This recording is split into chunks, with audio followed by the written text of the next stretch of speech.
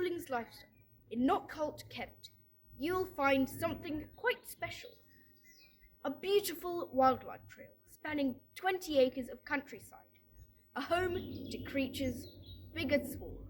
Welcome to Willows Birds of Prey Centre and Wildlife Trail. Hi, I'm Ishwar Sharma, and welcome to Willows Birds of Prey Centre in Knockholt, Kent.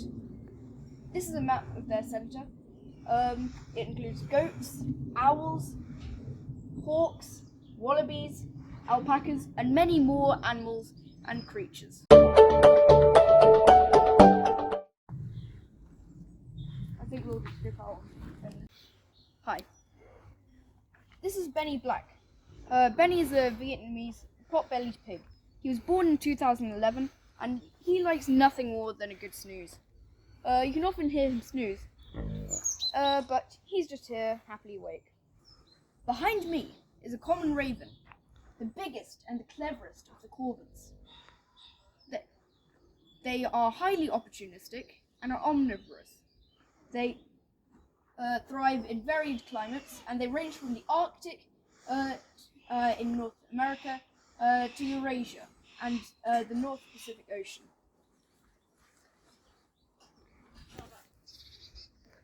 So what bird is here?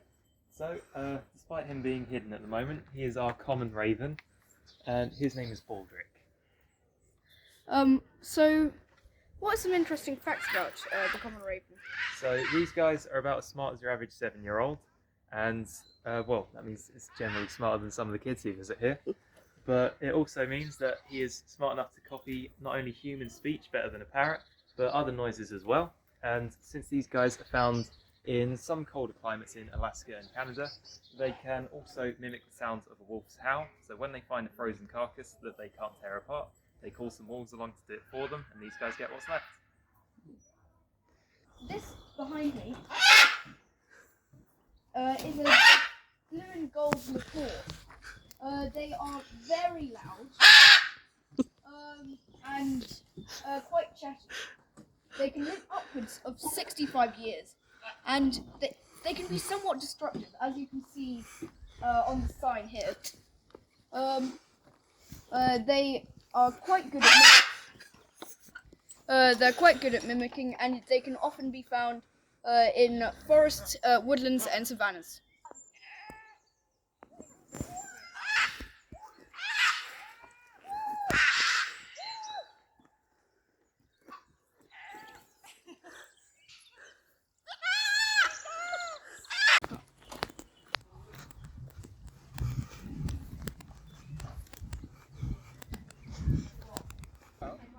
Behind me is Blueberry Arena, where the staff here at Willows Birds of Prey Centre run a flying demonstration, where they train the birds and they have to constantly maintain their health and feed them and water them each day. His name is Tyson. You ready, Ollie? His name is Tyson. He's a very big angry bird, and we called him Tyson. His favourite food is human ears. This is your worst nightmare, ladies and gentlemen. This is the ferruginous hawk. Coming over the top of these trees over here. There he is. Spot on, excellent. Go guys, he is a soaring bird. And he is going to soar around just like this, looking for you guys. Okay? Now he's going to eat a variety of things, from prairie dogs, that's you lot, yeah, to hares, to rabbits, and to other things like that. Now he is the largest American buzzard. In fact, so large, some people classify him as an eagle. Okay, now I'm going to call him in. Hey! Shh! Right, here he comes. That's Steve. What? There we go, swallowing everything whole. There we go. Now we're going to stick him on there, let him be a bit of a, he is a bit of a grump. Okay, now again we called him Tyson because he likes human ears. He likes to bite people's ears. Adults, you might get that, youngsters, you might get that, you know, okay. Now he is a ground-nesting bird. That says a lot about birds of prey if they rear their babies on the floor. Okay? This thing's now open to all sorts of different predators, which Tyson is going to have to defend against. Okay? Now, in the wild, this particular bird is going to be competing with a variety of other birds of prey. Things like bald eagles. Are we familiar with the bald eagle? Yeah? Very big fish-eating bird. Yeah? This This particular species has got a terrible temper, okay? Because it has to defend its babies and fight for its food against much larger predators. Hi, I'm here with Alfie at the Willows Bird of Prey Centre. How do you feel working at Willows? I love it. I've been here for well too long actually. So I started when I was 16, and then I took 2 years out to learn about captive breeding, and I came back. Now I am the assistant manager. What type of bird is it? So this is a particular cool bird. This is a Geolana hybrid. So this is between a Geofalcon, which is the largest falcon in the world, a North American species, with a Lana falcon, which is again a European and North African species, very famous for being quite laid back, shall we say, whereas the Geo is a little bit crazy. Yeah, okay. How much longer do you think the birds here in captivity live than in the wild? So you can quadruple a bird's lifespan in captivity, and that is mainly because you're giving it exactly what it needs, which is food and shelter and also medication. So in the wild, if they were to get grabbed by another bird, which again is very common within raptors, because they will attack each other because they don't want to share food or anything like that, and if they get little puncture wounds and things like that, that can lead to infection and then unfortunately to death. If anything like that happens here, or anything like that, if they get into a scrap with a wild falcon, yeah, we can take them to the vets, give them the medication they need, and that infection won't take any further on. Also, they don't ever feel starvation in captivity. Yeah, we feed them every day of their life, whereas a falcon in the wild may eat 2 or 3 times a week if they're lucky. Yeah, so they are very, very lucky to get fed every day, and they learn that very, very quickly. Here is a barn owl called treacle. The barn owl is the most widely distributed species of owl and is the most widespread of all the birds. It's found on all continents except Antarctica. Barn owl will eat anything it can catch, from small invertebrates to a bird weighing the owl itself. Barn owls were once thought to be evil birds or signs of bad omens, as they were often seen in graveyards and were thought of as spirits flying past all the graves. So they have also been known as demon owls, death owls, or ghost owls. The barn owl has extremely good hearing, with ears placed one higher than the other for improved detection of sound position and distance. In the corner of this little enclosure are little owls. They are most active at dusk, but they also hunt at day. They sometimes perch on exposed sites like fence posts, telephone poles, or bare branches. One fun fact: little owls were only introduced into the UK in the 19th century, but are now listed as a native species. Their number has been decreasing over recent years, but the reason is yet unknown. Here are Bennett's wallabies. We have only 20 of them in Willows Bird of Prey and Wildlife Centre. They are the largest wallaby species in southeast Australia and Tasmania, and they also normally feed on grass, leaves, and herbs. Here they eat vegetables and leftover salad from the nearby cafe, the Blueberry Cafe.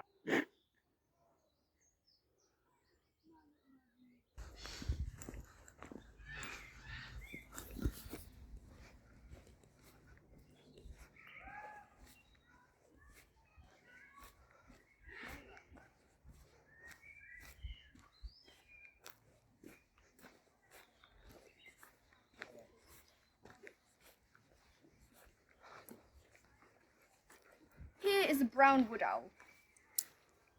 It's very closely related to the Tawny Owl, but instead it lives in Asia, particularly in India, China, and Malaysia. They often will feed on fruit bats, reptiles, insects, and a range of birds, up to the size of a pheasant. They're nocturnal, and they have large, dark brown eyes adapted for night vision. They're rarely preyed upon, and they, however, are commonly mobbed by smaller birds when roosting. Here is the palm nut vulture. It is a vulture that can be found in southern Africa and is one of the only vultures that eats vegetables. It eats the fleshy husks of the oil palm and raffia. These are the owl enclosures. You'll find multiple different species. Here is a Turkmenian eagle owl who appears to be sleeping. They are a subspecies of the Eurasian eagle owl, which can be found in Mongolia, Russia, and Kazakhstan. Here is the great horned owl, which inhabits an area that extends from the subarctic North America into Central America, and then down into South America. The great horned owl has 200 to 300 pounds per square inch of crushing power in their feet. The Eurasian eagle owl is found throughout Europe and Asia, as its name suggests. They are distributed through a wide range of habitats, from deserts to the icy forests of Siberia. They hunt by swooping down swiftly once prey is spotted. The Eurasian eagle owl is the largest owl in the world, too. Here is the Indian eagle owl. It lives within the mainland of the Indian subcontinent, south of the Himalayas and below 5,000 feet elevation. They're common in scrub and light to medium forests, but are especially seen near rocky places. The call of Indian eagle owls is often associated with misfortune. Here is a tawny owl. Tawny owl hunts almost entirely at night, and they have fixed territories which they patrol very consciously and appear to know very well. Here is the spectacled owl. The spectacled owl can be found throughout Central and South America. They live in the rainforests, although they can be found in savannas. They are opportunistic ambush hunters who swoop down from their perch and grab their prey. They only prey on small mammals, but will also eat insects and reptiles. They're nocturnal as well. Behind me is the Turkmenian eagle owl. The Turkmenian eagle owl is a subspecies of the Eurasian eagle owl, which can be found in Mongolia, Russia, and Kazakhstan. They live in habitats ranging from deserts to forests. They are opportunistic. They're one of the largest species of owl in the world. Once fully grown, they have no predators. Here is a tawny owl. The tawny owl lives across Eurasia and Great Britain, and it's the only owl that hoots. They have very fixed territories, which they patrol very consciously and know very well. Here is a barn owl. The barn owl is the most widely distributed species of owl in the world and the most widespread of all birds. It's found on all continents except Antarctica. They like to live in copses, farmland, heaths and marshes, and make their nests in abandoned buildings and farm buildings. Barn owls were once thought to be evil birds with signs of bad omens, as they were known to be around graveyards, as there were lots of rats that they could eat. And therefore they have also been known as demon owls, death owls, or ghost owls. Behind me is Kiki, a great grey owl. They're quite widespread across all hemispheres, and they are one of the largest owls in the world by length. They have a wide face that looks quite flat, and the reason for that is it's kind of like a satellite, where they take in sounds, and they have one ear at the top of the head and one ear slightly down, so that they can hear exactly where something is. And the round and the flat face is like a satellite to take in any sound and spread it to the edges.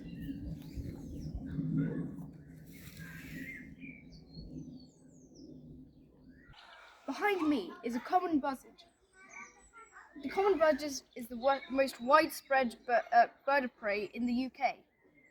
They often use thermals to soar, and that is why you can often find them over motorways, since cars produce fumes that can create thermals that are easy for birds of prey like the buzzard to fly. And also there'll be lots of roadkill around those areas. Normally, the common buzzard would live up to 8 years in the wild, but this one has lived up to 30, because even this is extremely rare. This shed and here on the ground are pygmy goats. Pygmy goats are much smaller than other types of goats, and they originated in places in Africa such as Nigeria and the Cameroons, where they provided meat and milk for the family. They are also known as tanukis, and they are a type of Asian wild dog that can be found across Asia. They inhabit dense forests and live close to the water. They are known in Japanese myths to be shapeshifters and tricksters. Here are Phil and Alan, the alpacas. They're like llamas, but noticeably smaller. A fun fact about alpacas is that if they are annoyed at you, they will spit half-digested food at you. Michael, have you got any interesting facts? So these guys are from Peru, which is a very mountainous region. That's why they've got long legs and fairly flexible hooves and toes, and that allows them to very easily grip onto the sides of mountains and avoid slipping too much. And they also have this thick woolly coat to help keep them warm, but another strange trait about that is it's partially fireproof. So something to learn, or you learn something new every day. Thank you. That's all right. Sit down. And basically, Sebastian just